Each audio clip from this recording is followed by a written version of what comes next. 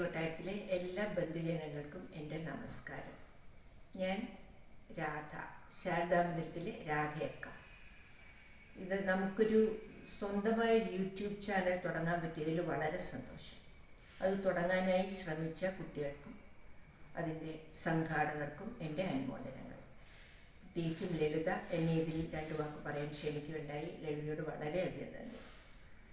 പൂജയെപ്പറ്റി പറയാനാണ് ഉദ്ദേശിക്കുന്നത്. പൂജ എന്ന് പറഞ്ഞാൽ നമുക്ക് വിദ്യാരംഭം, നമ്മുടെ കുട്ടിക്കാലത്ത് വിദ്യാരംഭം ആണ് ഈ സമയത്ത് നടക്കുന്നത്. അതിന് വലിയൊരു ആർഭാടമോ ആഘോഷമോ ഒന്നും നമ്മൾ കൊടുത്തിരുന്നില്ല. പഠിക്കണ്ട എന്നുള്ളതാണ് ഏറ്റവും വലിയ സന്തോഷമുള്ളൊരു കാര്യം. അന്ന് പുസ്തകമൊക്കെ നമ്മൾ കെട്ടി ഒരുക്കി ദൈവയുടെ മുമ്പിൽ വെച്ച് കഴിഞ്ഞാൽ പിന്നെ പഠിക്കുകയേ വേണ്ട, ഒരു പേപ്പർ പോലും വായിക്കണ്ട. വലിയ സന്തോഷമാണ്. വലിയവർക്ക് വഴക്ക് പറയാനും സാധിക്കില്ല. അതാണ് നമ്മുടെ പൂജ. വിദ്യാരംഭവുമാണ് അന്ന്. വിജയദശമിയുടെ അന്ന് നമ്മൾ പുസ്തകം ദൈവയുടെ മുമ്പിൽ നിന്നും എടുത്ത് ഹരിശ്രീ എഴുതുന്നു, പാടുന്നു.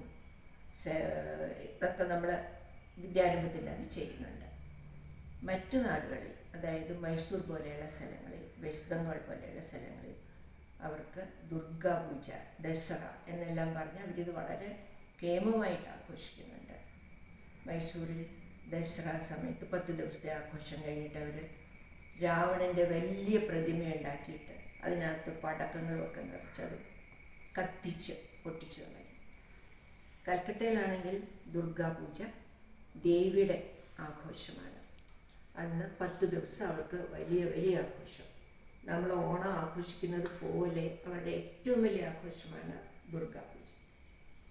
അന്ന് അവർ വലിയ പന്തൽ കെട്ടും. പന്തൽ എന്ന് പറയുന്നത്, നമ്മൾ പന്തൽ എന്ന് പറയുന്നത് അവർ പന്താൾ എന്നാണ് പറയുന്നത്. വലിയ പൊക്കത്തിലും ഒരുക്കത്തിലും പന്തൽ കെട്ടുന്നു. ദേവിയുടെ വിഗ്രഹം ഉണ്ടാക്കുന്നു.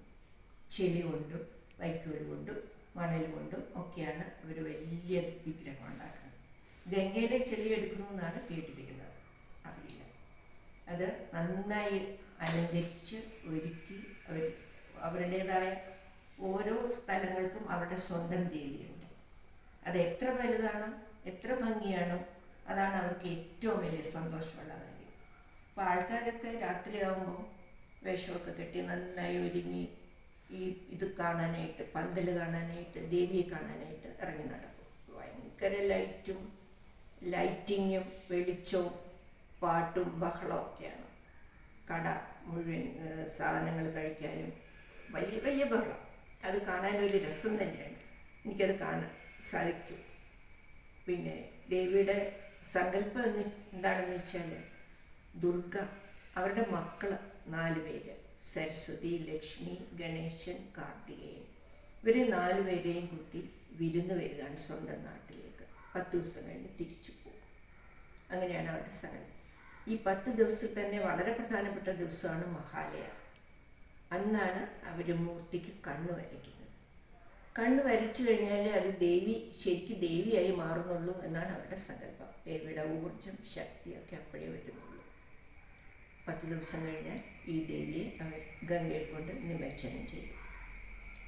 മഹിഷാസുരമർദ്ദിനി എന്ന ദേവിയാണ്, മഹിഷാസുരനെ കൊല്ലുന്ന ദേവിയാണ് അവിടെ അവർ ആരാധിക്കുന്നത്. നമുക്ക് ഈ മാതിരി ആഘോഷങ്ങളൊന്നുമില്ല, എന്നാലും വിദ്യാരംഭം നമുക്ക് വളരെ പ്രധാനമാണ്. എല്ലാവരും അന്നത്തെ ദിവസമാണ് കലകളൊക്കെ പഠിച്ചു തുടങ്ങുന്നത്. ഡാൻസ് പഠിക്കുന്നു, പാട്ട് പഠിക്കുന്നു, പടം വരയ്ക്കാൻ പഠിക്കുന്നു. ഇതൊക്കെ അന്നാണ് തുടങ്ങുന്നത്. അപ്പം അങ്ങനെയുള്ള ഒരു ദിവസം നമുക്ക് ഈ യൂട്യൂബ് ചാനൽ തുടങ്ങാൻ പറ്റിയത് വളരെ വളരെ സന്തോഷമുള്ള കാര്യം. നല്ലൊരു അഭിവൃദ്ധി ഉണ്ടാകട്ടെ എന്ന് പ്രാർത്ഥിക്കുന്നു. എല്ലാവർക്കും സർവ്വ ഐശ്വര്യങ്ങളും നേരുന്നു.